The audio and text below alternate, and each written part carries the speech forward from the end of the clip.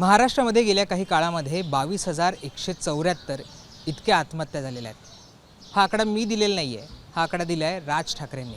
राज ठाकरेंनी एक डेटा दाखवला आणि त्या डेटामध्ये त्यांनी असं म्हटलं आहे की देशभरामध्ये आत्महत्यांचं प्रमाण मोठ्या प्रमाणावर वाढलेलं आहे आणि त्याच्यामध्ये नंबर 1 वर आहे महाराष्ट्र। आता हे सांगायचं कारण काय आहे, तर हे सगळं सुरू असताना महाराष्ट्रामध्ये नेमकं काय सुरू आहे, तर महाराष्ट्रामध्ये सुरू आहे खासदार फोडणं, आमदार फोडणं, पक्ष फोडणं आणि आपणच कायम सत्तेत कसे राहू याचे प्रयत्न सुरू असणं। आज मुंबईतल्या वांद्र्यामध्ये जे रंगशारदा सभागृह आहे तिथे राज ठाकरेंचा मेळावा पार पडला, पदाधिकाऱ्यांचा मेळावा होता आणि या पदाधिकाऱ्यांना राज ठाकरेंनी आज मार्गदर्शन केले आहे। यामध्ये राज ठाकरेंचा मूळ जो फोकस होता तो SIRच्या संदर्भातला होता। गेल्या काही काळामध्ये SIR संपूर्ण देशभरामध्ये राबवलं जात आहे। सुरुवातीला पश्चिम बंगालमध्ये राबवलं गेलं होतं आणि तिथे लाखो मतदार म्हणजे जवळजवळ 27 लाख असे मतदार आहेत ते कापले गेले होते, ज्यांचं असं म्हटलं जातं की ते ममता बॅनर्जी यांचे मतदार होते। या सगळ्यावर राज ठाकरेंनी आज भर दिलेला आहे आणि कार्यकर्त्यांना खडबडून जागा राहायला, डोळे उघडे ठेवून जागा राहायला सांगितलेलं आहे। मतदार याद्या असतील, SIRची प्रक्रिया असेल, या सगळ्यावर लक्ष द्यायला त्यांनी सांगितलेलं आहे। राज ठाकरेंनी नेमकं या मेळाव्यामध्ये काय सांगितलेलं आहे, कुठले मुद्दे मांडलेले आहे, अगदी आपल्याला थोडक्यात समजावून घ्यायचं आहे आणि खासदार फुटीवर सुद्धा राज ठाकरे आज काय म्हटलेले आहेत हे सुद्धा समजावून घ्यायचं आहे। जसं मी सुरुवातीला म्हटलं की SIRवर राज ठाकरेंनी या सगळ्या त्यांच्या भाषणामध्ये भर दिला। त्याच्यामध्ये त्यांचं म्हणणं होतं की SIRकडे दुर्लक्ष करू नका।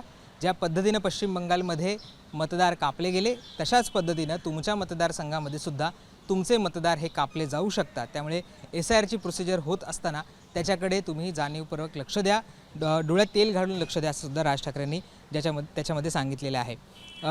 निवडणुकीमध्ये जे समीकरण बांधलं जात आहे त्याचा विचार आपण केला पाहिजे असं त्यांनी म्हटलेलं आहे। केवळ आंदोलनं करून आता काही निवडणुकीमध्ये यश संपादन करता येणार नाही आहे। आपल्याला ही SIRची प्रक्रिया असेल, मतदार याद्या असतील, आपले मतदार कोण आहेत याच्याकडे सुद्धा लक्ष दिलं पाहिजे असं सुद्धा त्यांनी म्हटलेलं आहे। त्यांचं म्हणणं आहे की जर आपण या सगळ्याकडे दुर्लक्ष केलं तर आपण केवळ आंदोलन करत राहू आणि इतर लोक हे सत्तेमध्ये येत राहतील असं सुद्धा त्यांनी याच्यामध्ये सांगितलेलं आहे।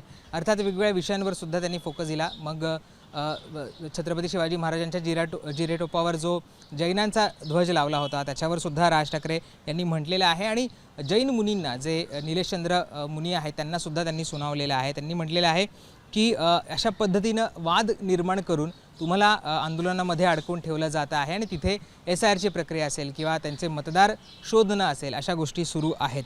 पांढऱ्या पट्ट्यांवर अर्थात राज ठाकरेंनी पहिल्यांदाच भाष्य केलेलं आहे आणि त्यांचं म्हणणं आहे की जर ते निलेशचंद्र मुनी म्हणाले होते की आम्ही काही हातात बांगड्या भरलेल्या नाही, तर राज ठाकरेंचं म्हणणं आहे की मराठी माणसांचं मनगटसुद्धा तुम्ही पाहिलं आहे का, आम्ही सुद्धा या सगळ्या संदर्भात उभे राहू, वाद उकरून काढणार असाल तर आम्ही या सगळ्या विरोधात उभे राहू असं सुद्धा त्यांनी म्हटलेलं आहे। आणि इतर ठिकाणी मग पांढरे पट्टे मारले जात नाहीत, मग सोसायट्यांमध्ये का मारले जातात याच्यामध्ये सुद्धा त्यांनी म्हटलेलं आहे आणि धर्माचं काम करावं, राजकारणामध्ये या मुनींनी पडू नये असं सुद्धा राज ठाकरेंनी एक प्रकारे त्यांना सुनावलेलं आहे। आता पुन्हा एकदा मी मूळ मुद्द्याकडे येतो, ज्याच्यामध्ये ज्या राज ठाकरेंनी एक डेटा सांगितला। आजच्या भाषणामध्ये त्यांनी काही डेटासुद्धा सांगितला, त्यातला महत्त्वाचा डेटा तो आत्महत्याचा होताच, पण त्याचबरोबर इतर भागामध्ये सुद्धा काय परिस्थिती हे सुद्धा त्यांनी सांगितलेलं आहे।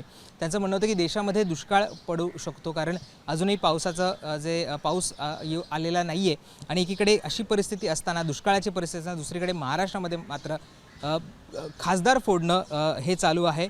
अशा पद्धतीचं राजकारण या सगळ्यामध्ये चालू आहे आणि त्यामुळे लोकांनी विचार केलेला पाहिजे की आपण ज्यांना निवडून देतो ते जर या सगळ्यामध्ये असतील, ते जर या पैशाच्या रांगेत उभे राहणार असतील किंवा हे पैसे घेत असतील, तुम्ही ज्यांना रांगेत उभे राहून मतदान करतात आणि जर ते पैशासाठी विकले जात असतील तर मग जेव्हा ते परत येतील किंवा जेव्हा ते निवडणुकीला उभे राहतील तेव्हा तुम्ही काय करणार आहात असा सवालसुद्धा राज ठाकरेंनी आज या पदाधिकाऱ्यांना विचारलेला आहे। नीट संदर्भात सुद्धा ते म्हटले की नीटला आपण सुरुवातीला जेव्हा ती आली होती तेव्हाच विरोध केला होता। दुसरीकडे त्यांनी लहान मुलं जे मिसिंग होतात त्याच्यावर सुद्धा आज भाष्य केलेलं आहे। मुली मिसिंग होत आहेत, मुलं मिसिंग होत आहेत, त्याकडे कोणाचं लक्ष नाही आहे। आणि आणखी एक महत्त्वाचा मुद्दा त्यांनी असा मांडला की त्याच्यामध्ये जे वीज वितरण आहे त्याच्यामधला ज्याचा जो IPO आणला जातो आहे त्याच्यामध्ये अदानीच हे टेंडर घेऊ शकतील किंवा अदानीच भाग घेऊ शकतील असा प्रयत्न हा सुरू आहे आणि मग पुढे अदानीकडनंच सगळ्या महाराष्ट्रामध्ये वीज डिस्ट्रीब्युशन केलं जाऊ शकतं आणि मग आम्ही त्याच्यासमोर काही भिका मागायच्या का, असं सुद्धा राज ठाकरेंनी या म्हटलेलं आहे. त्यामुळे याकडे सुद्धा लक्ष द्यायला हवं असं सुद्धा राज ठाकरेंनी त्यांच्या आजच्या भाषणामध्ये म्हटलेलं आहे.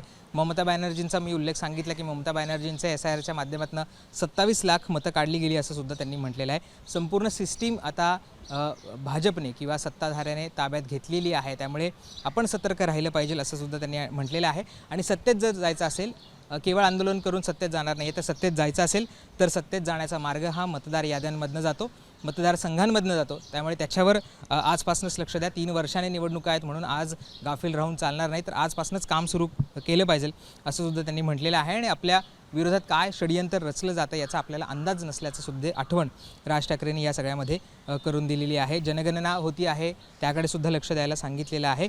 आणि आणखी एक मुद्द्याकडे त्यांनी लक्ष वेधलं, ते म्हणजे जे फुटीर खासदार आहेत ते भाजपकडे गेलेले नाहीत, ते एकनाथ शिंदे यांच्याकडे गेलेले आहेत. त्यामुळे 2029ची कशा पद्धतीने अमित शहा तयारी करत आहेत, भाजपमध्येच कसा धुसफूस सुरू आहे हे सांगायचा प्रयत्नसुद्धा राज ठाकरेंनी त्यांच्या आजच्या भाषणामधनं, या मेळाव्याच्या भाषणामधनं केलेला आहे. तर एकंदरच राज ठाकरेंचा फोकस हा मतदार यादी असतील, SIR असेल आणि खासदार फुटे असेल याच्याकडे होता. केवळ आंदोलनं करून आपण सत्तेमध्ये जाणार नाही आहे हे त्यांनी त्यांच्या कार्यकर्त्यांना ठणकावून सांगितलेलं आहे. त्यामुळे मतदार याद्यांवर लक्ष देणं असेल, SIR प्रक्रियेमध्ये लक्ष देणं असेल, हे सुद्धा केलं पाहिजे, तरच आपण सत्तेमध्ये जाऊ असं सुद्धा कानमंत्र त्यांनी आजच्या भाषणामधनं दिलेलं आहे. त्यामुळे बघणं महत्त्वाचं असणार की पुढे कशा पद्धतीने याच्यावर काम होत आहे आणि कार्यकर्ते खरंच या SIRच्यावर लक्ष देत आहेत का. राज ठाकरे पुढच्या भाषणांमध्ये या सगळ्यामध्ये काय म्हणतात. कॅमेरा पर्सन मंदारसह मी राहुल, मुंबई तक.